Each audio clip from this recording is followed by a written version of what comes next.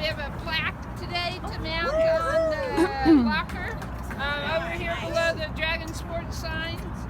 And Bill actually spearheaded this tribute, and I wanted to turn this over to Bill to share a couple of Enid stories and others that remember Enid and can chime in.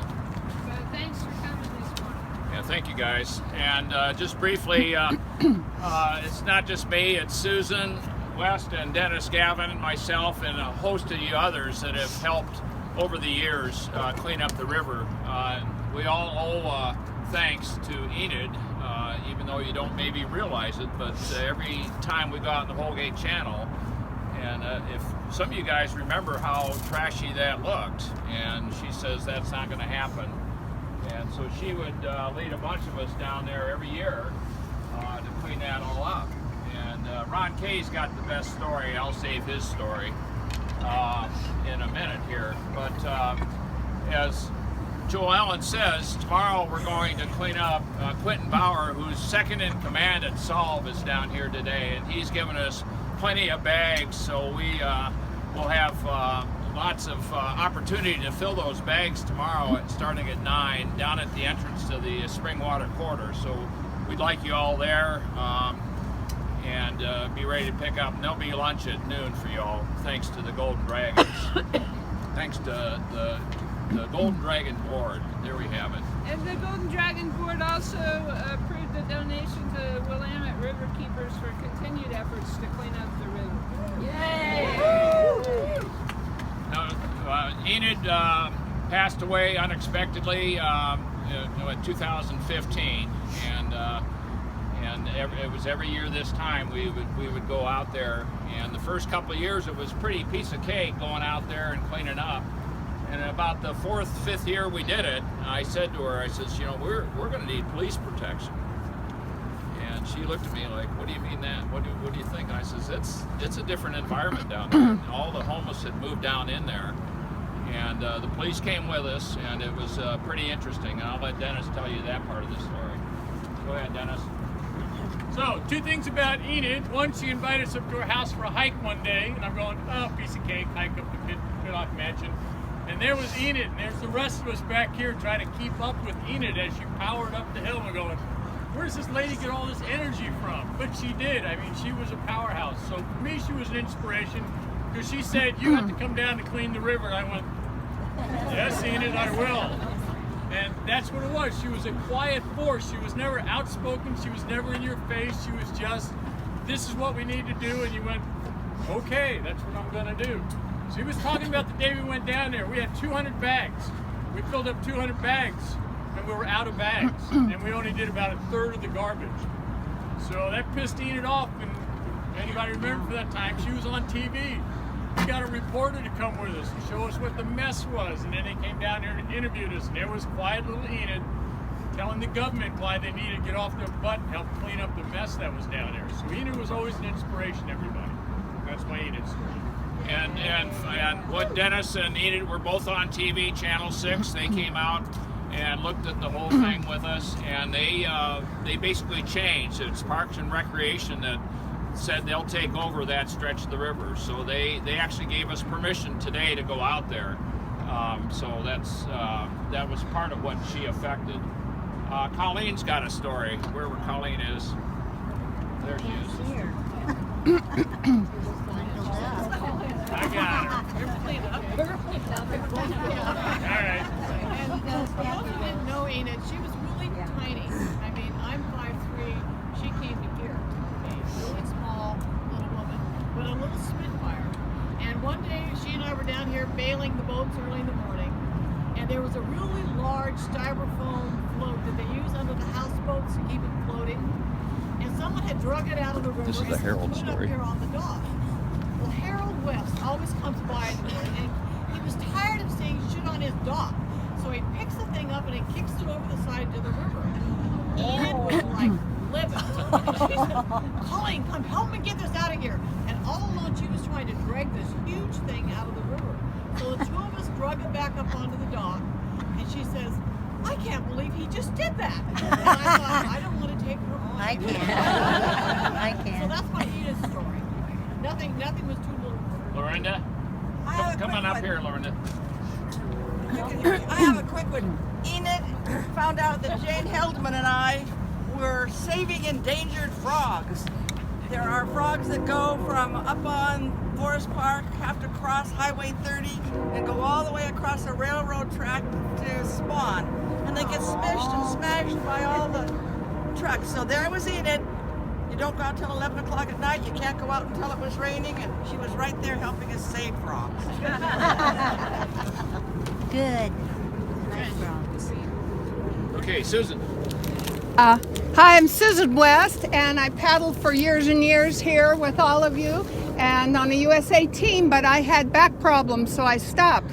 But one day I was talking to Enid up there, and she was talking about her cleanups. And through the years, I'd never rearranged my schedule to go to her cleanups. And she was furious, and you know, the mess on the river, and I live down here, and we were all upset. I felt guilty, and I should have, because I didn't go to any of her cleanups.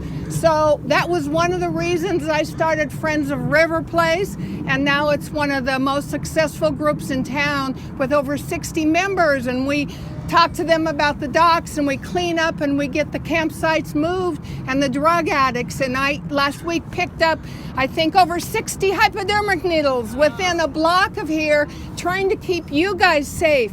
And I just want to tell you that I would love to have Golden Dragons also report problems. I'll be glad to tell you how to do it, because with the new mayor and all the news and the new mayor and the stuff going on, it's getting better. We can get police down here right away, especially if you join the group. So it's because of Enid that a great big movement started down here, and it's so much cleaner. There's no mess on the dock anymore, no drug addicts, no meth lab on the dock. So thank you, Enid. Any other stories? I'm going to turn it over to Ron Kay. No, you tell it better. Well, you come up here with me, because I was standing right next to you. I only remember a blur of it. So here we were. We're out there. Ron and I were working, and there was about 15 of us out there. And Ron and I ended up off to the side somewhere. And if you guys know this area, the reason it gets trashed is because the homeless bring the stuff down, and then you can't get it out. It's very difficult to get down in there. So we were picking up the trash, and Ron was standing right next to me, and all of a sudden, he literally disappeared. And I'm not kidding you. He was there and then gone. And he was standing on a branch that had broken, and he went down about 10 feet. Whoa. So he had this disappearing act, but he was fine. It's just that sudden stop at the bottom. It's not fun. Okay, Quintin, do you have any words? Yeah, I'll just say, Enid really was the epitome of what Solve is all about. My job is just kind of finding the Enids of Oregon and the Susans of Oregon and getting them out there and helping them make a difference. And she really is the epitome of what I talk about when I go out all around Oregon and try to get people excited and get people interested in taking care of this beautiful state. We can see this morning how lucky we are to live in a place like this, and it takes people, special people, that just step up and are willing to spend their Saturdays and their early mornings out helping keep it clean for all of us. So I just want to thank her for all of her hard work. And I try to spread that message around Oregon and keep it going and get it spread out. And we should have about, all over the state, we should have about 5,000 people at 130 different projects tomorrow, getting everything cleaned up, hopefully before the rains come into Washington to our waterways. So. You guys couldn't hear, but Quintin's spearheading the Solve statewide effort tomorrow. 5,000 people all over the state, and he's taking time out of his busy day to be down here with us, because this is important too. So thank you, Quintin. And so Dave and Rick are going to put the little plaque up right now. Can you guys do that? Where's it go? Because they're tall. On the stretch. Everyone's watching you.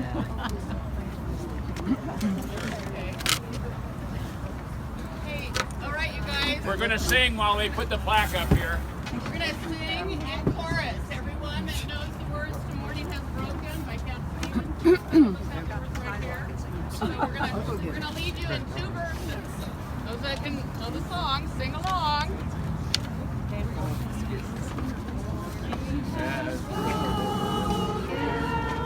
Like the first morning, blackbird has spoken. Like the first word, praise for the singing, praise for the morning, praise for the ringing, praise of the world.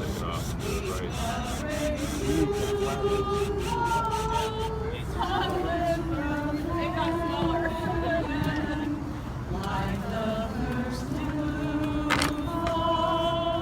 on the first grass, praise for the sweetness of the wet garden, spring in completeness when her feet pass. Thank you, guys. Thank you, everybody.